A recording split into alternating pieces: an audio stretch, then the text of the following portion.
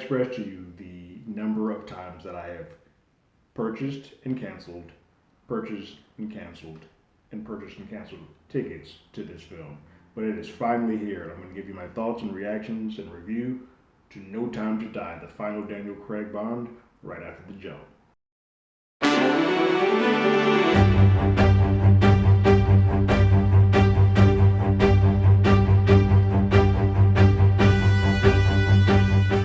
Hello, everyone. Terrence here with Hollywood Already Did It. If you haven't already, go ahead, like, share, subscribe to the channel, ring that bell below. Anytime we have something, you will be among the first to know. It's been a long time coming.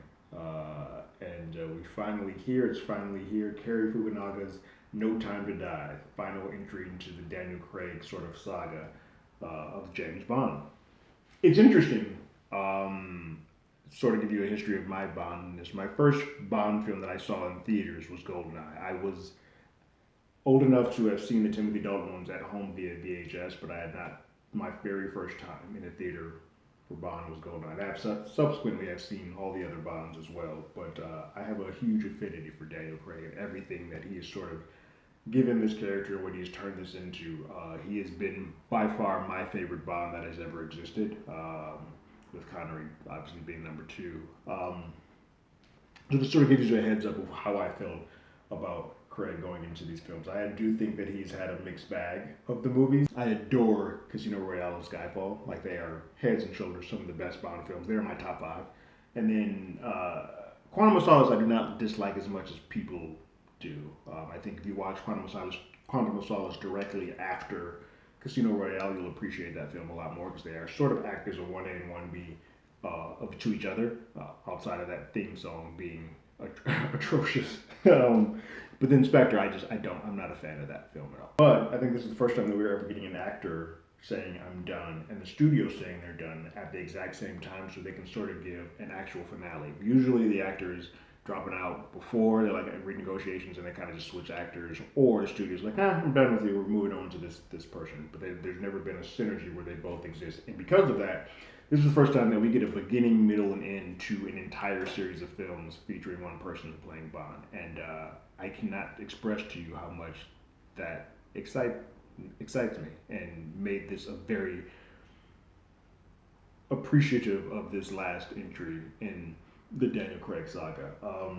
We actually do get a bit of beginning, middle, and end. And I went through all those Bond films because I now, after seeing it, because I love Casino and I love Skyfall, the beginning is great, the middle is great, and I really enjoyed this film.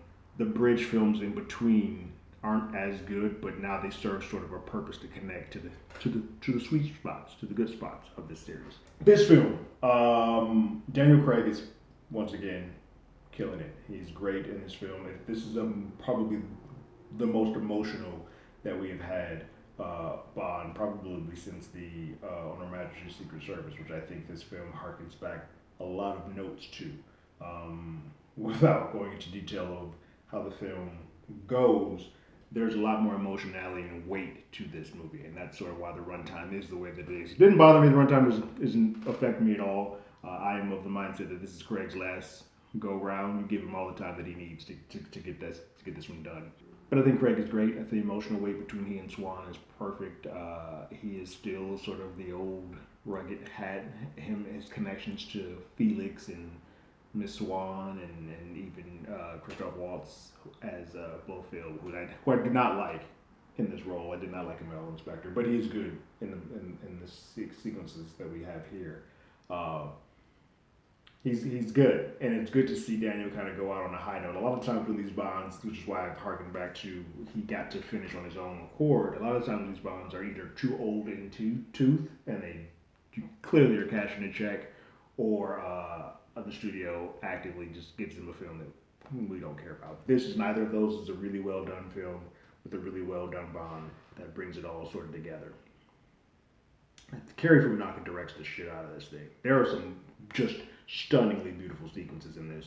There's a brief moment where there's fog happening. It feels like we're almost quasi watching a horror film, but there are shots of these long sweeping shots that show things that I don't think a Bond film's ever really looked like this before, which is pretty impressive considering the stuff that Sam Mendes has done with Skyfall and even Spectre to an extent. But This is just a gorgeous looking movie. Story here is good. We definitely continue on. This is the first Bond franchise or first Bond actor that you do yourself a favor having seen all the films in his catalog. Whereas most of the Bonds previously were standalone, this has been sort of a series where we're getting everything. And so because of that, there's a lot of continuation pieces that the reason why the story is the way that it is and is so emotional is because we're planning with all the seeds that were planted before kind of sort of culminate here. And in the story here, it's funny, I know this movie was canceled and pushed back a lot of times because just the way the world is, but there's the story beat up here of this virus that sort of takes over the world and can specifically target people to kill. Feels really close to home at this time. And so I know they canceled it for other reasons, but I feel like hand in hand kind of was probably the best thing to do. But let's hold on this till we clear a little bit because this is very on the nose and on point to what we're getting today. What I did love a lot was the Bond girl has been sort of completely changed. There are two women that are heads and shoulders above as what they are supposed to be the Bond girls in this film. One is Naomie, played by Lashana Lynch, and the other is Paloma, played by Ana de Armas. I'll get on Naomie shortly. Let's speak about Ana right now. Holy shit, she's amazing. She is effervescent and just fantastic to watch. And it's cool to sort of see the pairing of Daniel Craig and Ana again after Knives Out being completely different on this one. The sequence that they have together in this movie it just feels so good. Like I was smiling from ear to ear, and it becomes sad when we don't see her again. She has a very quick and small sequence, but it is very memorable and leaving everybody saying, "Wait, why don't we have more of her? Or can we see more of her?" Because she is utterly fantastic, and it's a good use of the Bond girl because in this series, Bond's already hooked up. He's in love with Swan.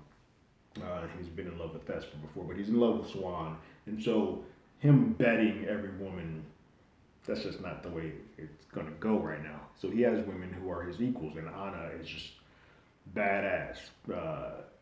For somebody who trained in 3 weeks, she is fucking flawless, and it's fun to watch. And I really wish that this wasn't, of all things, I really wish this wasn't the swan song for her or Craig, because I know we probably will never get to see her again, which sucks. Let me get to a couple of things that I did not enjoy about this film. While I did like the story of what the villain was trying to do, and the concept and conceit of it all works, I did not like Rami Malek at all as the villain. Safin is very forgettable. The way he delivers lines, the way that Rami delivers lines, sometimes almost becomes unhearable. Like you can't. It doesn't. It just sounds like garbled. Some of that is ADR. Some of that is him. But his character at all is. I have no emotional weight or heft or connection to him, and so he seems very, very, very forgettable after getting stuff like Mads Mikkelsen and Javier in the two films that Craig had previously that were fantastic. Even Christoph Waltz, while I don't like that movie or his portrayal, he is doing something different and going in a remarkable villain. Outside of being in the film that is the last Daniel Craig movie, Rami is just blah. Nothing about him sticks out or stands out for me. And so what helps all of this film is that Daniel is on his top, and it's a very emotional core going to it, and there is a good plot going through, but the villain itself is just kind of like just there and more of a means to an end than anything of value. And so for your beginning and your middle to have the best two villains of the Craig run, and then this one sort of peters out. It is why this film isn't on the level of both Skyfall and Casino for me, because I think as good as Craig is, to make the films better, the villain has to be right there with him to make that film at a higher level. And for me, it's just a step down below those two because the villain doesn't work. Naomie also does not work for me.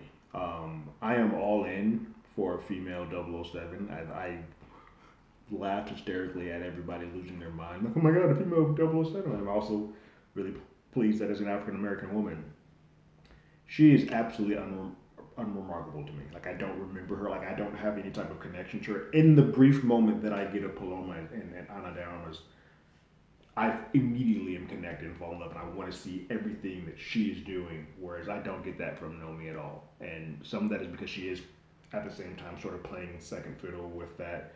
But I never connected to her character, and so if we were to continue on, I don't know. Obviously, we're probably going to reset this and go back to another Bond. But if we were to continue on with her as the lead, I don't think I would have an interest to watch because they did nothing to plant the seeds that we wanted to continue on with her as 007. And that sucks because I think that we could have done something really good to give her a moment or a sequence that felt like we can take her on to the next level. And it's weird because we got that with Paloma, but we did not get that with them. It's weird. This film breaks and shatters a lot of rules that are the atypical of Bond films. We have about a 25-minute opening before we get to the theme song. It opens with a traditional walkout shot, but I think of all things, we typically don't get Bonds that are vastly aware that this is a finale. And so this movie ends things for a lot of characters, for a lot of people, puts things in places where the people that are left on the board, yeah, we can blend some people over. We could technically bring Ralph Fiennes or Naomie Harris back over into another Bond if we chose to, but it would be weird because I feel like the story that they kind of have told is going to be over, and so to put them with a new Bond, it doesn't make sense. So I think we're going to have to do a complete refresh and restart with all of them. And I don't know if this is so good that it's going to be hard for me to continue on after this. This is a very bittersweet love letter to Daniel Craig and what he has done for Bond, and he's kicked ass as this character for so long. That I do think it's something you should see in the theaters. I think you should treat yourself. And I would say go through all of the Craig films to sort of experience this because I don't think you're going to have a Bond film ever again have as much emotional weight because I don't know if they're going to tie these together as much as they did these films. I think we might start going back to the one-offs and or being more jovial, if you will, which this is right in my wheelhouse of what I want for a Bond. So on my scale of once is enough, play it again, Sam, or give me a time stone so I never have to think about this film again. Play it again, Sam. I thoroughly enjoyed this film. It's in my top 10 Bond film. I haven't ranked them, but in my Daniel Craig stuff, it's number 3. Casino is 1, Skyfall is 2, and then this would be number 3, and then you can Quantum and then whatever the hell Spectre was. But all in all, as a series, it's pretty fantastic. Even the stuff that are the lows, at least Spectre has the train sequence with Batista. Like there's still pieces here and there that all work. And so going from the very beginning of all of this in Casino, seeing the black and white, just grindy bathroom sequence that Martin Campbell gave us to the beautiful send-off that we get here from Cary Fukunaga. All in all, I want to say thank you, Daniel, because you killed it, and I think anybody who is a Bond fan will enjoy this movie and have a nice smile and a warm feeling in their heart when it is all said and done. But those are my thoughts on No Time to Die. What did you guys think? Go ahead and leave your thoughts and comments in the comments below. If you haven't already, you can follow us on Twitter at HollywoodADI. You can hit us up with email at HollywoodAlreadyDidIt@gmail.com. We also have a podcast with the same name. That's on Google Podcasts, Spotify, Apple Podcasts, here in YouTube. Anywhere that plays podcasts, we're there. We have 2 shows. Our main show, our parent show, where we talk about sequels, reboots, remakes, and prequels. We are currently going to be talking about this bad boy there on this week. And then we also have our spin-off show called Marvel Pair-Ups with our guest host, Jamie Jurek, where we talk about one of the Marvel Plus shows, this time being What If, and pair that with a non-canon MCU film and kind of discuss and go over the history. We've talked about Blade, we've talked about Captain America, got a Punisher, and this week I believe we're going to be finishing off with Fantastic Four. But like always, I got my ticket. You got yours.